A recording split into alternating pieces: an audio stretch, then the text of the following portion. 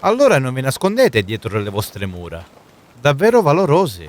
Poco avveduti, ma valorosi. Siete venuti senza invito.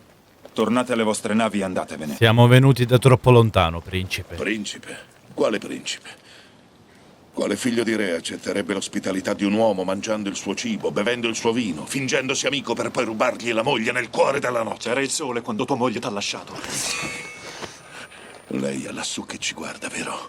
Bene. Voglio che ti veda morire. Non ancora, fratello. Guardati intorno, Ettore.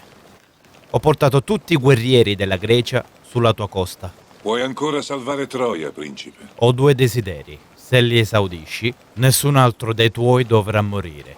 Primo, devi restituire Elena a mio fratello. Secondo, Troia deve sottomettersi al mio comando e combattere per me quando io lo ordino. Mi chiedi di guardare il tuo esercito e tremare. Ebbene, lo guardo. E vedo 50.000 uomini portati qui a combattere per le brame di un re.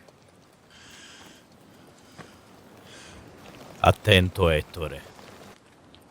La mia benevolenza ha un limite. E io l'ho visto bene, quel limite.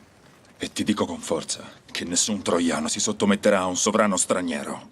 E allora tutti i troiani moriranno. C'è un'altra soluzione. Io amo Elena. Non rinuncio a lei come non rinunci tu. Perciò battiamoci noi due. Chi vince sarà il suo uomo. E che questa sia la fine.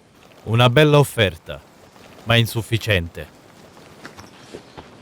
Lascia che lucida questo galletto. Non sono venuto qui per le grazie di tua moglie.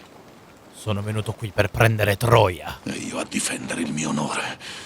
Ogni suo respiro è un insulto per me. Lascia che lucida. Quando sarà stecchito ordina l'attacco e avrai la tua città. E io la mia vendetta. Giusto. Si faccia così.